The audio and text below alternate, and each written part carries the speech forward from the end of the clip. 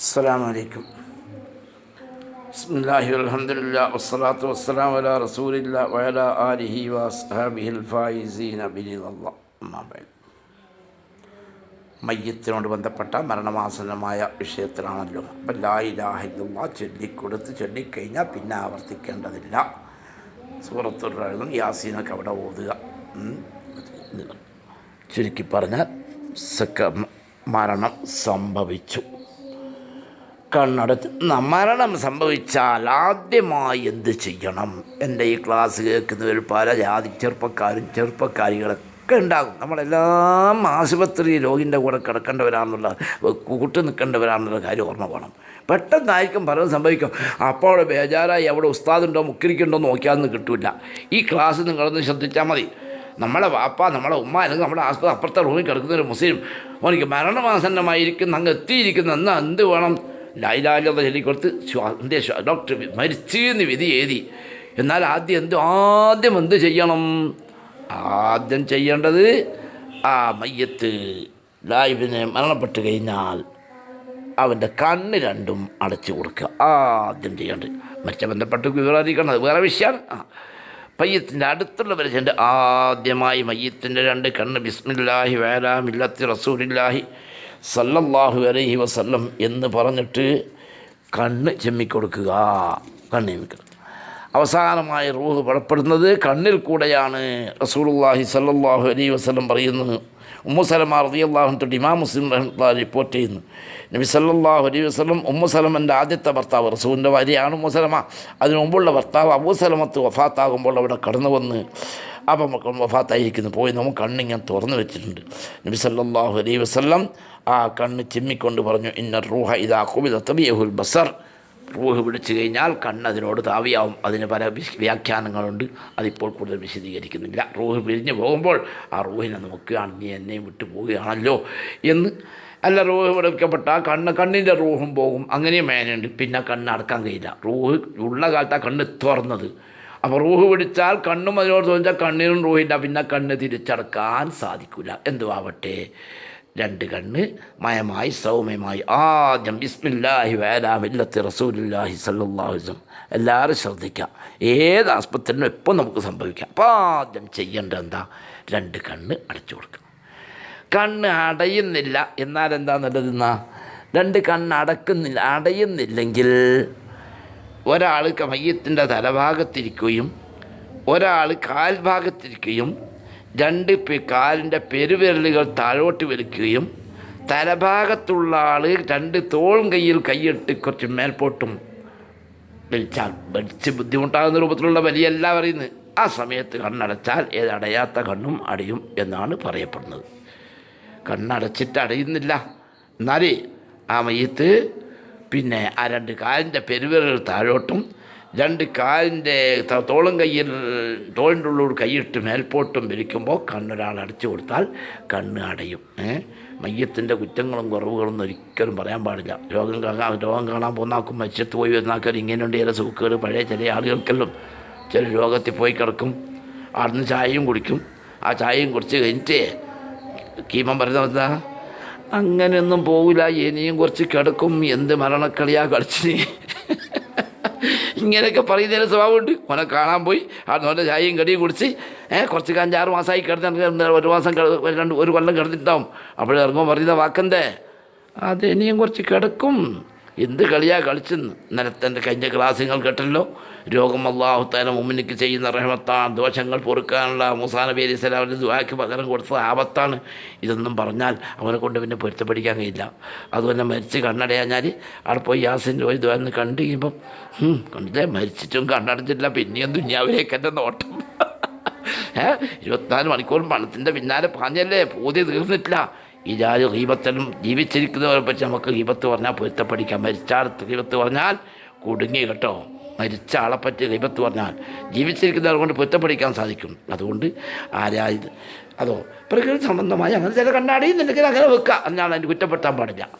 അങ്ങനെ ആദ്യമായി രണ്ട് കണ്ണ് അടച്ചു കൊടുക്കുക.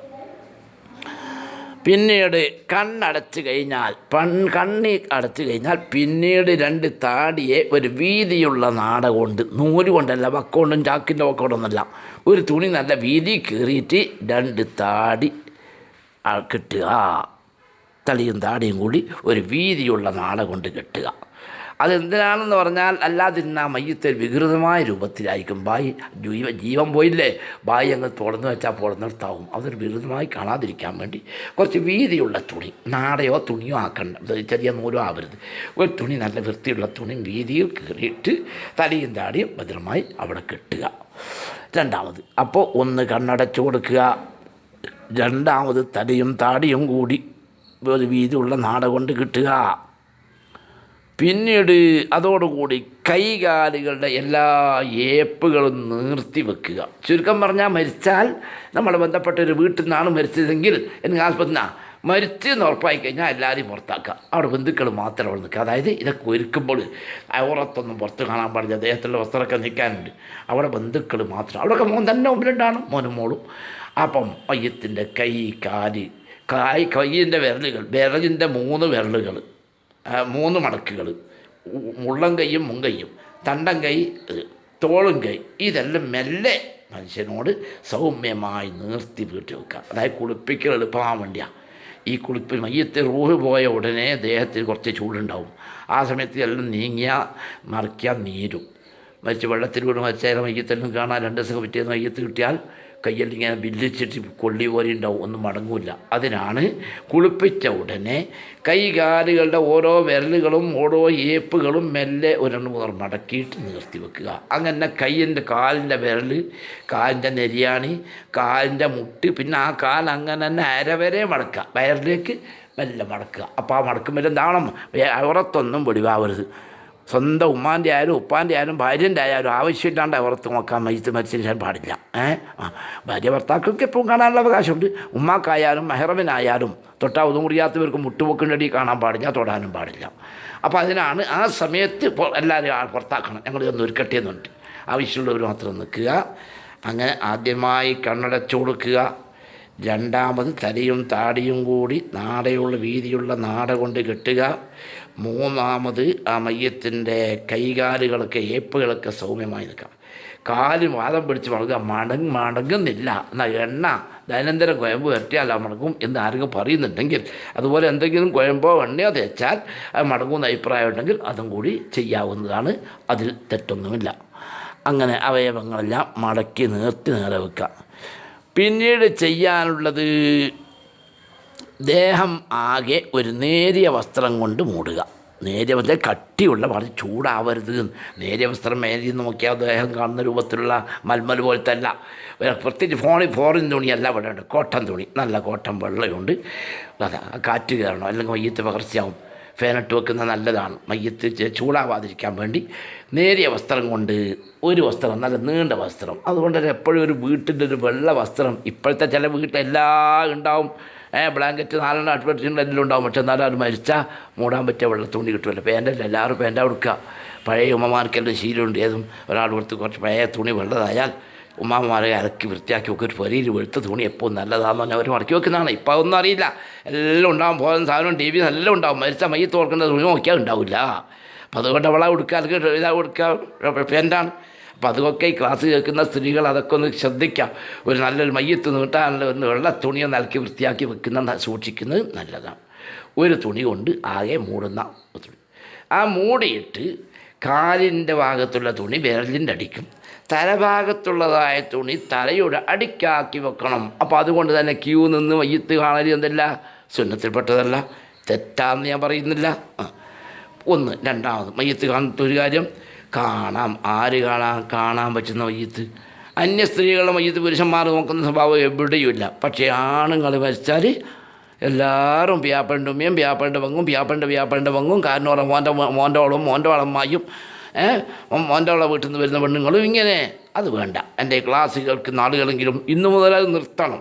ഫിഖ് ക്ലാസിൻ്റെ ആവശ്യം കേട്ടി പഠിക്കും, നമ്മൾ കാര്യങ്ങൾ പ്രവർത്തി കൊണ്ടുവരാനാണ്. കാണാൻ പറ്റാത്ത മയ്യത്ത് നോക്കണ്ട, അത് വേണമെങ്കിൽ മരിക്കുമ്പോൾ വസിയത്തും കൂടി പറയുന്നത് നല്ലതാണ്. ഞാൻ മരിച്ചാൽ കാണാൻ പറ്റാത്ത മയ്യത്ത് തന്നെ കാണാൻ പറ്റുന്നവർ, ഉമ്മ പെങ്ങന്മാർ മരുമക്കൾ ഭാര്യ ഭാര്യ എൻ്റെ ഉമ്മ ഇങ്ങനെയുള്ളവരല്ലാത്ത തൊട്ടാവതും മുറിയാത്തവർ മാത്രമേ കാണാൻ, അല്ലാത്ത മയ്യത്ത് കാണൽ ഹറാമാണ്. മരിക്കാൻ പോയിട്ട് മരിച്ചിട്ട് പോയിട്ട് ഹറാം ചെയ്യുന്നത് ഈ ഹറാമും കുറ്റമല്ലാതെ നമ്മുടെ ജീവിതത്തിലില്ല. ഇത്തരം പള്ളിയിൽ പോയിട്ടും തെറ്റ് ചെയ്യാം, മരിച്ചിട്ട് പോയിട്ടും തെറ്റ് ചെയ്യാം. അതെന്താ നിൽക്കുന്നത്? നമ്മൾ ആ സമയത്തെങ്കിലും ഒന്ന് മരണത്തെ പേടിച്ച് കരേണ്ട സമയമല്ലേ. അപ്പോൾ അതുകൊണ്ട് പെണ്ണുങ്ങളോട് പ്രത്യേകം ശ്രദ്ധിക്കാനുള്ളത് മയ്യത്തെ വീട്ടിൽ പോകണം. പിയാപ്പൻ്റെ ഉമ്മ മരിച്ചു പോയാൽ പിയാപ്പൻ്റെ ഉപ്പ വെച്ചാൽ പിയാപ്പൻ്റെ ജ്യേഷ്ഠൻ ഗൾഫിൽ നിന്ന് മരിച്ചു മയ്യത്തോളം അവിടെ പോകണം. അവളുടെ ഭാര്യ കരയുന്നുണ്ടാവും, അവളെ സമാധാനിക്കാൻ പോയി ക്ഷമിക്കുമോളെ അള്ളാഹുവിൻ്റെ വിധിയല്ലേ, നമ്മളെല്ലാം മരിക്കില്ലേ, ഇതൊക്കെ ക്ഷമിപ്പിക്കണം. അവിടെ കണ്ണോക്കലും മരിച്ചതൊക്കെ പോകണം. മയ്യത്ത് കാണണ്ട, മയ്യത്ത് കാണാൻ പറ്റുന്നവർ കണ്ടാൽ മതി. അത് മയ്യത്ത് എന്നല്ല, ജീവനുള്ള ആളുകളെയും പെണ്ണുങ്ങൾക്കൊരു ധാരണയുണ്ട്. ആണുങ്ങൾക്ക് പെണ്ണുങ്ങൾ നോക്കാൻ പറ്റില്ല, പെണ്ണുങ്ങൾക്ക് ആരെയും നോക്കാം എന്നൊരു ധാരണ ഇല്ലേ? ആ ധാരണ എല്ലാ സ്ഥലത്തും ഇല്ലേ? ഏതെങ്കിലും ഒരാൾ റോഡ് മുന്നേ നോക്കുമ്പോൾ ഒരു പെർക്ക് നോക്കിക്കഴിഞ്ഞാൽ നമ്മൾ വഴി പോകുമ്പോൾ പെർക്കാടാ പെർക്കാരനെ അജിക്കുണ്ടോന്ന് നോക്കുക. അങ്ങ് നോക്കിയിട്ടുണ്ടെങ്കിലോ ഏതാടാ പള്ളിയിലെ തരിക്കിട്ടാൽ മുതൽ ഇപ്പം അതിന് അയാൾ പെണ്ണുങ്ങൾ തന്നെ ഇങ്ങനെ നോക്കുന്നത്. അതെന്ത് നമ്മൾ റോഡ് പോകാൻ നിങ്ങളെല്ലാം നോക്കുന്നത്? ഞങ്ങൾ ആണുങ്ങൾ റോഡ് പോകുമ്പോൾ നിങ്ങൾ നോക്കും. അതാരാ അപ്പോൾ അയാൾ മനസ്സിലായെങ്കിൽ 100 ആളോട് ചോദിക്കും, ആ നേരത്തെ പോയത് പാൻറ്റിട്ട് പോയ ചെറുപ്പക്കാരൻ ഏതാണ്, അത് നോക്കാൻ പറ്റുമോ? നിങ്ങൾക്ക് ആരാ അധികാരത്തിരിക്കുന്നത്? ആണ് പെണ്ണെ നോക്കാനും പെണ്ണാണ് നോക്കാനും പാടില്ല. അപ്പോൾ മരിച്ചാൽ മാത്രമല്ല ജീവിതകാലത്തും അങ്ങനെ തന്നെയാണ്. അപ്പം മരിച്ച പുരുഷൻ പുരുഷന്മാരെ നോക്കാം, പിന്നെ സ്ത്രീകളെ നോക്കാം. സ്ത്രീകൾ അന്യ പുരുഷനെയോ പുരുഷൻ അന്യ സ്ത്രീയോ നോക്കരുത്.